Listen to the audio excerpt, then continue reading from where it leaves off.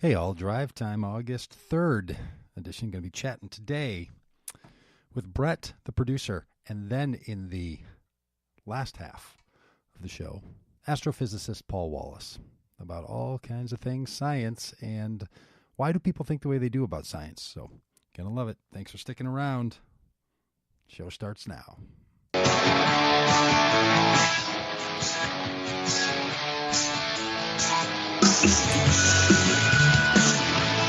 Hey, good afternoon. AM950, the progressive voice of Minnesota. Doug Pagitt in. Beautiful August day at the start of the August vacation period. Well, Brett, you and I aren't on vacation like everybody else seems to be. We must be the guys that have to work all day. Well, that August weather we had this morning was not pretty at all, at least where I was. I got a bunch of hail. You know, and I'll tell you what, I like to be a guy that feels like I can trust my technology. So I looked at the weather forecast today. I used a little app. I used weather.com. I looked at it this morning here on August 3rd at like 7 o'clock in the morning, and it said 0% chance of rain. 0%, which I never really believe because 0% is awfully definitive. Left the sunroof on my car open. By 11 o'clock, seats are full of water. Oh, no. Just the worst, And I'd totally forgotten that I had my sunroof open. And there you have it. So I'll tell you, that weather came in. It was cold and it was rainy. I don't know if anybody else got trapped and caught, but the weather people said no rain. And then it rained. Rain and huge hail where I was, at least. Or a lot of is that right? Hail. It probably went down for a good 15 minutes of some really heavy hail, even some winds as well. What the hell? It was hailing. Yeah. Well, I'm glad. Yeah, there was hail. Yeah, I'm kind of in the Minnetonka, Chaska area. That's where I was this morning, and we were getting some pretty good sized hail out there. Well, so we're back at it. We're back at the summer weather experiences.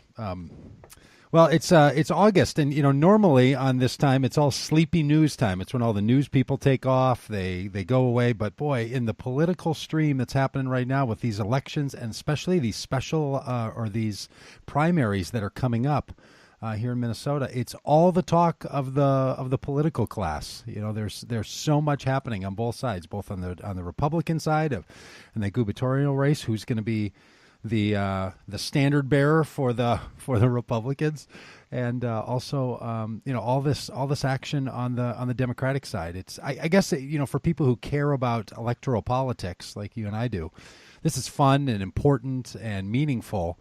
But boy, it's stressful, especially for me around this Tim Pawlenty thing, because it feels like such throwback, flashback, and like a sequel to a horror movie that we're going to have to again have a conversation whether the perspective of Tim Pawlenty is something that the rest of us in this state should have to deal with. Oh, I agree. Yeah, I've seen some of his TV ads airing recently, and I should say the anti-Pawlenty ads, and everyone, even Jeff Johnson, is going after what he did to education. There's just so much negativity you could throw against Tim Pawlenty. You have the 35W bridge. You have huge budget deficits. I mean, he was just a disaster for those 8 very long years. Yeah, it was really something, and it was shocking. It was like shockingly bad to me, and I think that the future could only be worse. Him being out of the public eye and refining whatever his attitude is. I think he presents himself because he's a nice guy, and he's a person of deeply held faith. I don't doubt that, but the conclusions this guy draws for a nice guy and a person who says, I have these deeply held convictions are just so, to my mind, so wrong-headed and so off-putting. It's simply incredible. Oh, yeah, he does present him that way, and he does, like to come off as the nice guy. I think, wasn't he big on, dropping the puck at wild games as well, trying to come off as Mr. Minnesotan? Yeah, he's very good at doing that. Yeah, and look, he is. Like, he does represent a certain Minnesota criteria and a certain Minnesota attitude, and there certainly are people who, if they heard us talking like this, they'd be like, are they talking about the Tim Pawlenty that I know? Because they just think the world of him.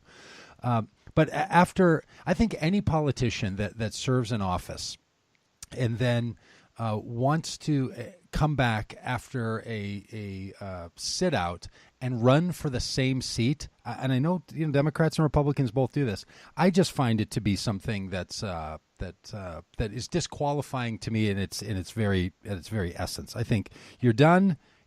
Like, sit it out and move on to something else.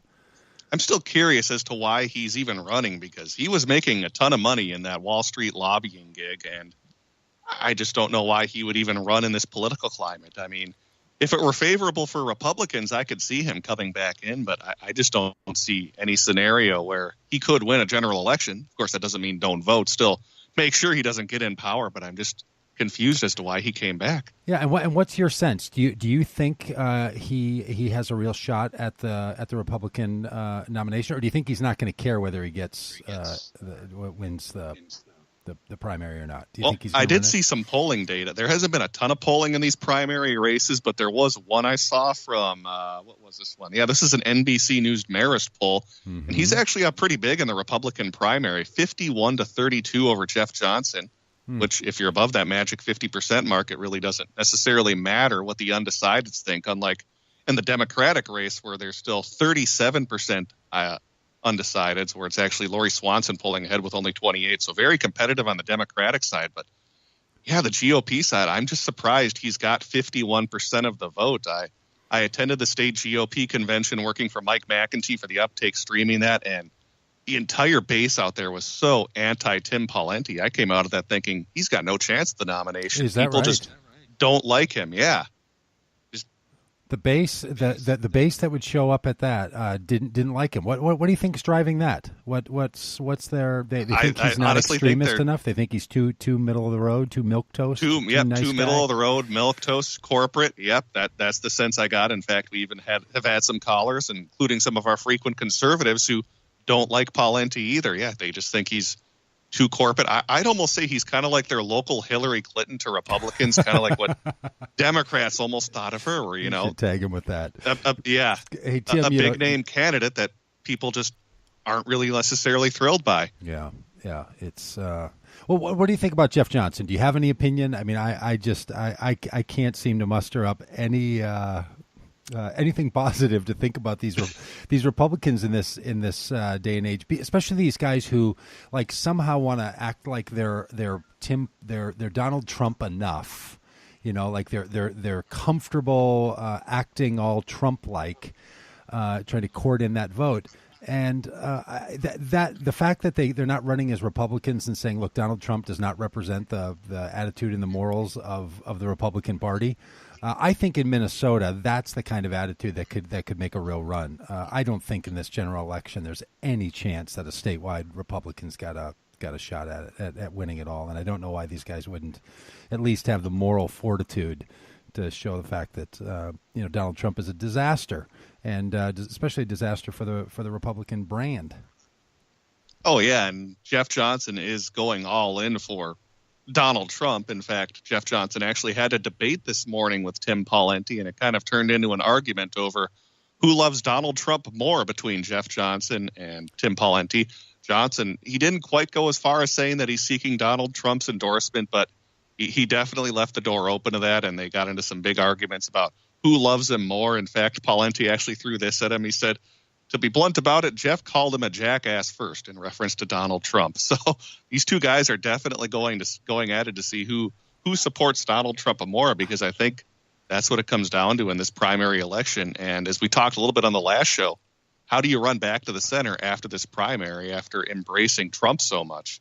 It's just amazing. It's an amazing thing to think that that modern day Republicans in Minnesota would be saying, I want to embrace Donald Trump even deeper than my opponent, and they're running for statewide office. It is that there's something going on. There's some calculation they're making. I don't mean something going on in some like QAnon conspiracy theory sense. I mean there's something going on in their calculation by which that makes sense, and it's not I want to win the election. It can't be that. It's got to be something else. I think it's just because Republicans have embraced Trump so much. I don't know if you can be anti-Trump and have any sort of shot at getting the nomination, because even though it might not necessarily win in the general election, well, if you don't even win the nomination, you're out already. So kind of a rock and a hard place, I think, for I guess, but I think there's so many. I mean, the most recent polling on even Republicans in this state, they're statewide, their feeling about Trump is not positive, right? I mean, maybe the kind of Republican narrative and tax cuts and so on, but Donald Trump himself is a real turnoff for most people. That it just doesn't. I don't know. Doesn't compute to me. Hey, what do you think about Al Franken? You think he's do you think he's dipping back in for something? Do you think he's trying to queue up a political return? Yeah, well, they always say time always kind of heals all wounds, and I would have to think, if he were to run again in 2020 or 2022, maybe he would have a chance, because people's memories are kind of short. People like to forgive. And Al kind of dropped a hint when he had an interview earlier this week on another radio station saying, he hasn't thought a whole lot about it, but he misses the job. He loved doing that job, and he loved his job as senator.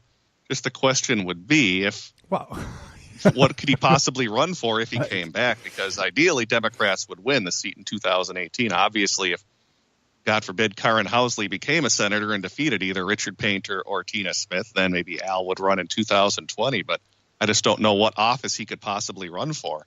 Yeah, that's the problem for for anyone who's seeking an office when you're in a state in which you support the current set of representatives. It really, well, as I learned on a show a while back, you can run for any congressional seat. You don't even have to live there. So maybe Al just wants to become we had that. Maybe Al just wants to become a congressperson, and he's just going to pick a seat and just go win it. Because there's an awful lot of seats that he could run for and probably win to be a congressman. I'm not sure he's going to. Hey, when we come back after the break, you want to talk a little bit about this painter and this painter race and how he's being treated by the DFL, because I think that's a really interesting story. Yeah, let's do it. All right, hey, Doug Pagitt here, AM950, the progressive voice of Minnesota. Brett and I talking local politics now at the bottom of the hour. We're going to talk with astrophysicist Paul Wallace. So cue up your science questions, because it's Friday. Years old and running with a dime in my hand.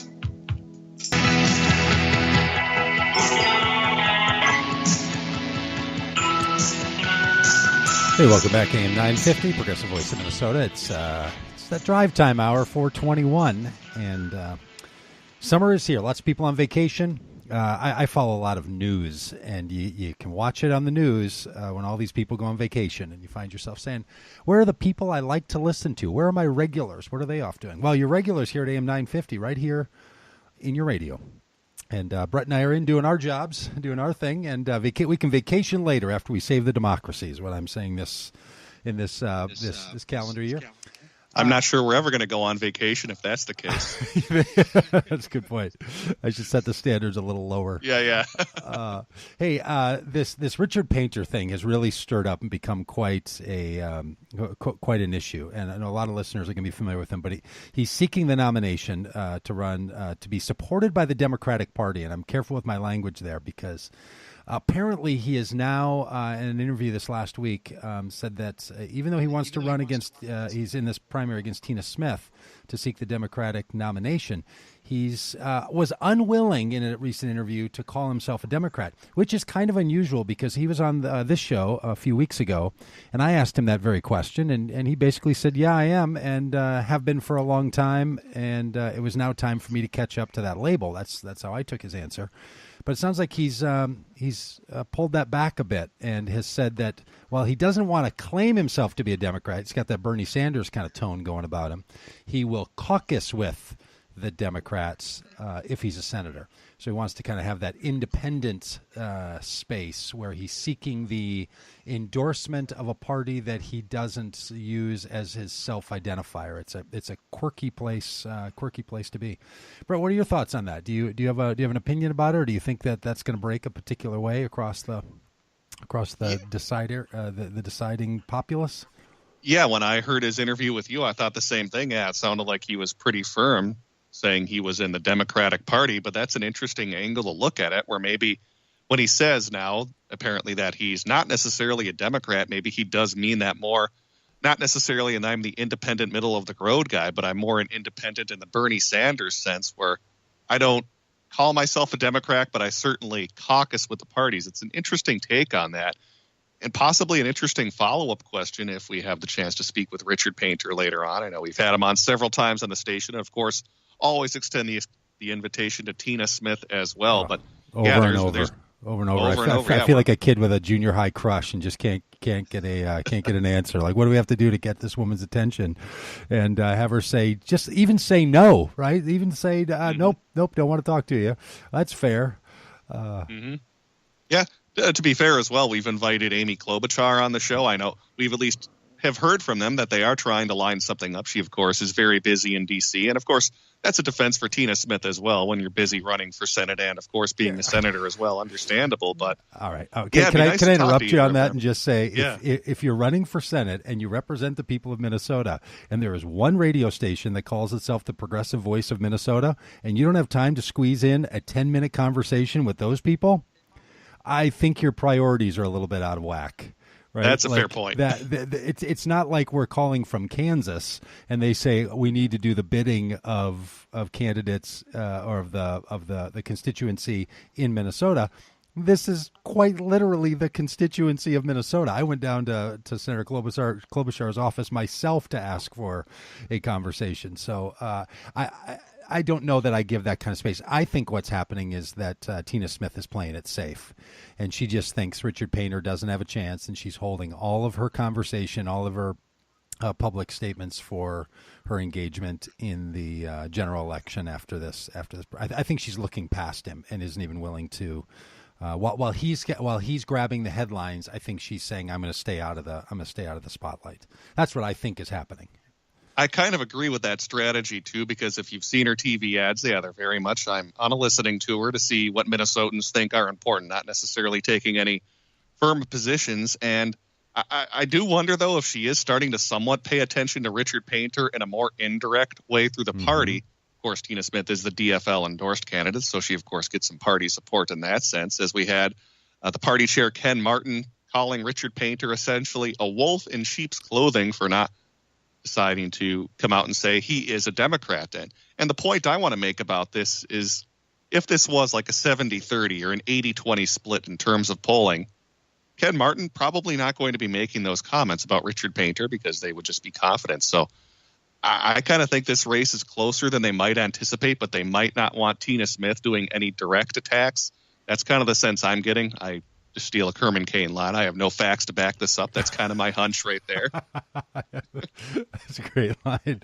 I stole that from Norman Goldman. He uses that one all the time. But that's kind of my sense about that, is that they really wouldn't be acknowledging Richard Painter if he weren't a threat to them. So it'll be interesting to see how that turns out, because while we do have polling in just about every statewide race, we don't have any polling in terms of Richard Painter versus Tina Smith. I just can't believe no one's released any polling. So I really have no idea where that race even stands. So a week from Tuesday, that primary is going to happen.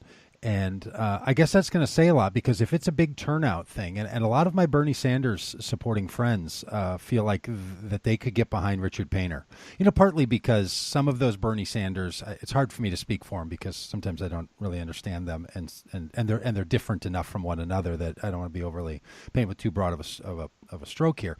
But with the ones that I've talked to about this and have said that Painter's their point of interest in this primary, their point is they just don't want the kind of establishment Democrats that they see in Tina Smith, right? So what they like about Painter is that he's not that, and he's got that fire, and he is a strong talking male candidate, who says we're going to just. We're going to impeach Trump. We're going to go hard. So I think he's stirring up a lot of attention. And I could imagine that a big turnout of a certain constituency on Election Day could be enough to tip him over the edge. I think it could be enough to tip him over the edge, too. Again, we have no data to really show where this race stands. But I have a feeling it's going to be closer than people think, which leaves all the more reason, if you're a big supporter of Richard Painter, get out and vote for him. Or if you're a big supporter of Tina Smith, make sure you get out and vote for her as well, because I think this thing's going to come down to the wire. Yeah, I think there's a lot of, and hopefully Now, I don't know that this is what happened in the 2016 election, but hopefully, what this does is includes more people in the Democratic side of the process leading up to November 6th, because November 6th is the big day. It's a big day across the country. It's a big day for, especially for flipping the House and putting some kind of a restraint or a possibility of removing from office Donald Trump. It really matters. And of course, across our whole system of electoral politics here in Minnesota, it's going to matter at a whole number of levels. And my hope is that whatever comes out of this tussle a week from Tuesday, that it keeps people engaged and brings them more into the process and encourages them all that much more, because there's a couple of congressional seats that I think have a really good chance of flipping from red to blue. And anything that takes away from that would be really disappointing. I hope it doesn't break people's hearts the way it seems like it happened in 2016. And I was going to say, between Richard Payne or Tina Smith, if your candidate doesn't win, no matter which one, still make sure you vote for that DFL or come in the fall, because it'd be a huge improvement over Karen Housley in the Senate. Yeah, it would in the Senate, and it certainly would encourage people in their House races too, and in their state races. Remember, your vote is not just your Facebook status update; it's your tool to affect our candidates. So, AM950, Progressive Voice of Minnesota, back with our astrophysicist after the break. The ground, no powder flash blinded.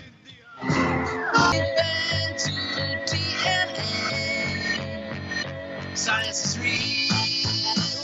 Hey, you might know it. It's Friday here on the 4 to 5 o'clock AM 950 show. And that means astrophysicist Paul Wallace gets to join us. And Paul, appreciate you being on again today. You're very welcome. Hey, people have already queued up some questions that we have for you, but today we're going to talk a little bit about some of these science conspiracies that can often become part of our overall narrative when we think about science. And for a lot of us who care about a progressive way of life, and like hanging right over my shoulder, if people watch on the live feed, I have this little mantra that hangs up there that says, science is real, Black Lives Matter, no human is illegal, love is love, and a woman's rights are human rights. They're kind of a mantra about things that matter to me and are important. And the first one of those is that science is real, but people know it's real, but first off, they don't always get it. And there's a lot of these science conspiracies that you're aware of. How are you thinking about that? Yeah, there are, and it seems to be on the uptick. Yeah. Along with all these other conspiracies. Did you read about that QAnon business this week? I did. Yes. Awfully confusing. Yeah. I've tried to make sense of that, but I've really not been able to. But like a lot of conspiracy theories, it doesn't really make a lot of sense. And science is not immune to conspiracy theories. Mm-hmm. You know, I can think of 4 off the top of my head, and you may or may not think of these as conspiracy theories. Let's hear them. But they kind of are. And one of them, I've got 4 in mind. One of them is creationism, you know, young Earth creationism, you know, Ken Ham style ark, you know, the guy who built the ark down in Kentucky. That's one. It's sort of, you know, the Earth was formed 6,000 years ago. Mm-hmm. Another one is the anti-vax crowd. Yeah. The anti-vaxxers, the idea being that the vaccinations cause autism and so forth. Climate denial, you know, those who say that no, in fact, there's no evidence that human beings are creating the warming climate on the planet. And the last one, and the one that I think is actually the most recent, is that I've noticed, is the flat Earth people. Yeah. You know, that one is amazing, isn't it? That's actually, in my mind, the most interesting of the 4. Yeah. Why so? Well, let's start there, because that feels like it's the most clearly, you know, like that is really, that feels like such a stretch for people. And I have talked to flat earthers before, and it was a surreal experience in the conversation. I don't think I've ever actually spoken to one before. Well, it was everything you would imagine. And here's the thing about all 4 of those conspiracy theory that I'm comfortable calling them that, is that all of these, the people I've talked to who hold all those views, their argument for the view that they hold is an argument from science. So very rarely, I've never talked to anyone who holds those views that has said, I don't believe science. They've said, no, you're not paying attention. They've told me, you're not paying attention to the most recent science, or there's a number of scientific approaches, discoveries, understandings that have been muted, have been kept quiet, and that you don't know the truth, and that's the heart of that kind of a conspiracy. When it comes to science. Right. Nobody says this, your mantra notwithstanding. Nobody really is going to come out and just say science isn't real. Right. What they're going to do is say you're not doing science right, or you've just been duped, or whatever. But, the thing about the first three, climate denial, creationism, and the anti-vax movement, I can kind of see a very normal kind of understandable human motivation behind those. Yeah, yeah. Like in the case of creationism, they're trying to keep their view of God and of the world intact. Sure. You know what I'm saying? Right. Totally. They've got this worldview, and they're trying to keep it intact. And in the case of the anti-vaxxers, their children have autism, and they're looking for an answer, as anybody would want. Do you want to find an answer?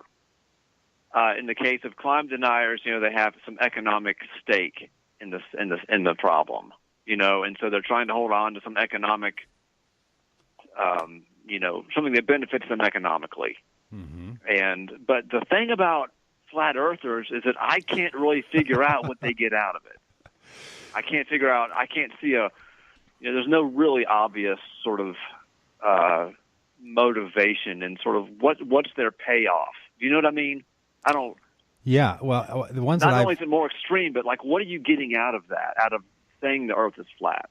Yeah, and they had an argument for it, and I can't. It was really hard for me to take it seriously, so I can't remember that. But I do remember being feeling that the thing that was most poignant for them was, it's just simply not true that the Earth is something like round or an orb of some sort, and because it's not true, it really matters that people just stop believing nonsense. Like that was the heart of the argument. And so I was saying, like, no, it's just absolutely not true that the Earth is flat. And they're like, no, it's absolutely not true that it's not. And all of the data shows that. You have to rig the data to end up with another story. And it's built on like a fundamental understanding of truth, right? That's and what so the argument is. What they get out of it is a sense that they're in the know, that they that they know the truth, and the authorities don't. Yeah, I think so. I think maybe that's what it is. I think that's kind of it. And this is where I think the political angle, which is what I always like to turn these conversations to, feels so close, because I think Donald Trump was the person that I think is a political candidate that's the most common conspiracy theorist sort of that we've ever had in any kind of public space of elected office. Sure, yes. And at least on the national level, yes. And his crowd has been big in that vaccine group. In fact, I know a number of people who are highly progressive in a lot of their social thoughts, and the reason they supported Donald Trump was that Donald Trump and his kids were anti-vaccine because they believe that it causes autism. And it really captured that group up. And I thought that would maybe be a small cluster of people, but turns out it was quite robust group of people who supported. I didn't realize that was part of the Trump allure. I never thought of that angle before. Yeah, and they got to it by they also got to it through religious freedom, saying that religious people should not have the government tell them that they have to poison their kids with vaccines, because the vaccines are a way that the government is causing harm to us. So it's mixed in with that kind of libertarian religious liberty and this view of science. So science is being used and played off as if it's that the facts are on their side. And that's the curious thing about conspiracy theories when they come to science, right? Is that they all think that the science is on their side. How do you think about that? Yeah, well, that's exactly right. And I spent a day researching flat Earth online. Yeah. And there was I actually looked at a couple of these videos because YouTube is a real hotbed for this stuff, and I spent my day. I spent about an hour and a half reviewing this one video, trying to figure out what the science, because they were making an argument, laying it out step by step. These observations this guy had made, it had to do with being in Hawaii and seeing other Hawaiian islands 90 miles away and all this. And it took me a long time to figure out exactly what was wrong with the guys. I mean, I'm a PhD physicist, and it still took me about an hour to figure out exactly where the guy went wrong. Wow. So people who aren't, it really is, people who want to believe the Earth is flat will find what they want. Hey, they'll find the evidence. Hey, Paul, we've got another Paul from Edina that's got a comment about flat Earth and a lake on Mars. Hey, Paul. Okay. From Edina.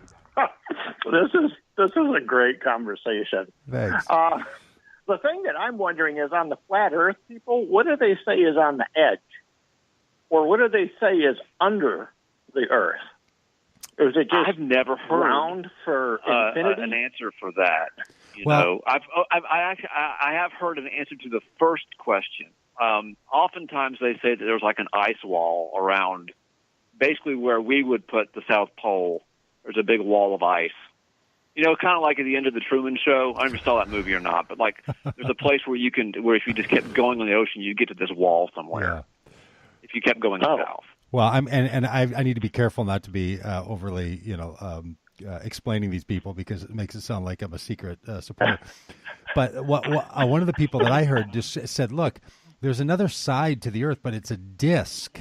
It's not round, right? So that it's sort of like you'd come on the other side of a frisbee. So that's my goodness, really? Yeah, that's the theory." It's really, I mean, it's just nutty. It's just really sad. Gosh, could I go back to last week too on the big news about the lake? Please. Sure. Do they have any idea how big that thing is or how deep it is? And could oxygen be pulled out of there for a colony? Okay, so for those who weren't listening last Friday, we talked with astrophysicist Paul Wallace about the discovery and pretty high level of certainty that there's liquid lake on Mars below the surface. So that's what Paul from Edina is asking about. Yeah.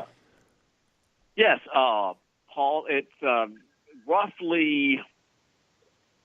in one dimension, it's about 12.5 miles or something, and I can't remember the other, but it's less than that. So it's a little bit elongated, but think about 12 miles across, maybe a few miles in the other direction. And the depth of it is not very much, not more than maybe, well, if I remember correctly, I don't have any information out in front of me right now, but my feeling was that it was quite shallow, that the liquid part is no more than, 6 to 8 feet maybe, something like that.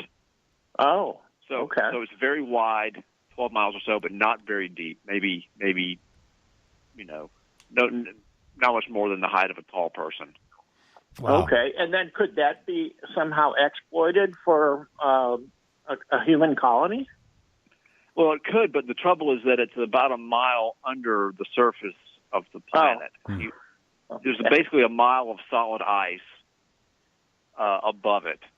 So it's a subsurface lake. Sort of the most worthless lake It could ever. be exploited, but it'd be easier just to use the ice on the top because Mars has polar caps like the Earth does, but they're solid, and it'd be easier just to melt the ice on the surface than it would be to dig down. All right, I've got a question about that if we come back here after the break. But that's astrophysicist Paul Wallace. It's Friday, so your chance to ask him a question, 952-946-6205. We'll be back here after the break. AM950, Progressive Voice of Minnesota.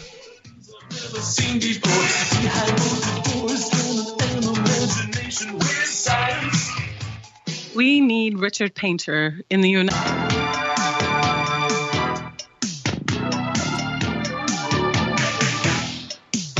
Hey, welcome back, AM950, Progressive Voice of Minnesota, 4:50 here in the Twin Cities, August 3rd. And it's Friday, so we get to talk with an astrophysicist. You get to ask him questions. He gets to give you his input. Paul Wallace, out of the Atlanta area. Hey, astrophysicist Paul Wallace, which I just love saying. Yeah. Yes, I like you saying it, too. That's right. We talked last week about this idea of this lake on Mars, and Paul from Edina just called in and asked about it. And I want to stay on this conspiracy theory, but there was one thing that's been hanging in my craw about this that I don't understand, and that is that the reason we know that we talked about this last week, the reason that there's not life possible on Mars is because there's no electromagnetism or no magnetic field that protects from the radiation from the sun. So I started thinking, well, that's one of the reasons. Why doesn't that radiation melt those big ice caps on the poles? How can there be ice and all the radiation? It's not that much. It's enough to not cause life. Oh, I see. It's not enough to melt it. I see. So it's enough to kill human life. That way. It's not hot. It's enough to kill what we call life. Life has to be a mile below the surface, but it's not hot enough to melt the ice. It's lukewarm it won't radiation. Melt the ice because it doesn't have a temperature. It's not like hot air or warm water that would melt it. Ah. It's basically charged protons and electrons moving very, very, very quickly. I see. So it doesn't cause any kind of heat. Extraordinarily quickly, and that's very bad for our DNA. Oh, okay. But it wouldn't phase ice. The things you know, my friends. The things you know. Hey, we've got a couple of we've got a number of callers. The phones have been ringing off the hook because people like to talk with. We're good. Hey, we're going to go to Brad from Robbinsdale. Hey, Brad, do you have a question for our favorite astrophysicist, Paul Wallace? Yes, this is sort of more of a philosophical question. But Ludwig Wittgenstein in the Tractatus states that Newtonian mechanics tells us nothing about the world. But what does tell us something about it is the precise way in which it is possible to describe it by these means. We are also told something about the world by the fact that it can be described more simply with one system of mechanics than with another. Mechanics is an attempt to construct according to a single plan all the true propositions that we need for the description of the world. And I was just wondering how your guest might respond to that. The greatest question ever asked on the Drive Time show on AM950. Thank you, Brad. So the first part was that Newtonian mechanics tells us nothing about the world. Is that what you said? But it tells us that the world can be described by mathematics. That's what I believe. Yeah, he said. I think that's what he said. He's taken his call off the air. Got you. So I would have to disagree. I think it does tell us something about the world. It might not be a simple thing, but I think it tells us something about the world. Yeah. Okay. Did you understand the second part of the question at all in a way you could ask the second part again, please? I can't. He's Brad. If you can remember that second part of the question, give us a call back in because it was such a refined question. Yeah. Okay. I see how this is working. Yeah. I think that it actually does say something about the world, and it's sort of a can of worms. But I think that science gets us close to. It gets us close to the world. It doesn't tell us exactly the way the world is, and it's not watertight. But I think that it does start to tell us something about how the world is put together. I see. Yes, I think it does. Great. Hey, we've got Brad back. Brad, did astrophysicist Paul Wallace get to that answer? Hello. Yes. Yeah. Hey, Brad. We kind of lost the second part of your question. Do you think Paul was able to answer that for you? Okay, well, again, I don't know how much of it you got, but again, Wittgenstein describes, mechanics or, systems of looking at the world, as sort of like a mesh describing, again, I guess the way we look at the world. And he so you might have a Copernican, science as a square mesh, and then Newtonian mechanics as a triangular mesh. That might be, a very fine squares or whatever. But anyway, that these are just different systems for describing the world. Gotcha. And he then goes on at one point, says, mechanic determines one form of description of the world by saying that all propositions using the description of the world must be obtained in a given way from a given set of propositions, the axioms of mechanics. Thus, it describes supplies the bricks for the building, the edifice of science, and says that any building that you want to erect, whatever it may be, must be somehow constructed with these bricks and with these alone. Oh, gotcha. So, Paul, okay. did you sort of catch that?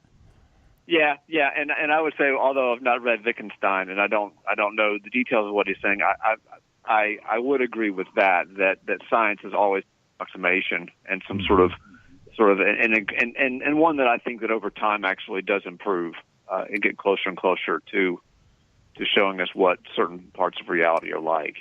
Yeah, and to our our question, our topic here, that conspiracy theories kick in. There's some people who argue that most advances in science were formerly thought of as some kind of offbeat conspiracy theory. And so how do you determine in your own mind the difference between a conspiracy theory kind of approach and just the process of science where people are starting to understand new things? Take Einstein. I mean, if the thing about Einstein is he thoroughly understood the thing he was overthrowing. I see. He thoroughly understood it. He thoroughly understood Newtonian mechanics, Newtonian gravity. He knew exactly how Newtonian gravity worked.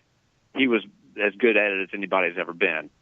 And so I think the difference is that a conspiracy theorist does not understand the thing that they claim to be overthrowing. That is such a helpful way to think about it. A true scientist does. That's so helpful. Hey, Greg, I know you've been holding. We have less than a minute here, but do you have a quick question or comment for Paul Wallace? Greg? Yes, I was just sitting here thinking, my God, I've been all over the place, huh? But, I have a site called theskyscholar.com. It's Professor Pierre Marie Robitaille, and he basically says that astrophysics is going into mysticism. Okay, I'm going to cut you there because we just need a few seconds. Paul, any thoughts on that? Astrophysicists, you guys are really in a different discipline. You got about 10 seconds. Hey, Paul. Well, about 10 seconds. I think we lost Paul. Well, he's gone off into the astroplane somewhere. He's in the third ring of Jupiter. Hey, that was astrophysicist Paul Wallace and a number of great callers. Appreciate all of you listening and talking, especially for our fun Friday science conversations. A lot going on in our world. Have a great weekend. Do what you can to build it and make it great, from science to politics to our common good. AM950, the progressive voice of Minnesota. Well, friends, that turned into a whole bunch of fun, huh? Really great. So appreciate your listening. Hope you like these drive time shows. And like I said, got a lot going on right now, especially with Vote Common Good. So if you're liking any of the stuff I'm doing, go to votecommonggood.com. You'll see it's a big effort that I'm involved in to try to help flip Congress, as inviting especially religiously oriented voters to vote the common good rather than their Republican impulse if they've suffered from such a thing. And it's really meaningful. It's what I'm giving my life to here over the next number of months, and would love for you to know about it. So votecommonggood.com, and thanks for listening. We'll be back again on Monday. Well, actually, we have an In the Morning tomorrow coming with John Music. So if you're listening in real time every day, Saturday we're going to have an In the Morning. So if you haven't listened to one of those, they're hilarious. Again, thanks for being part of this.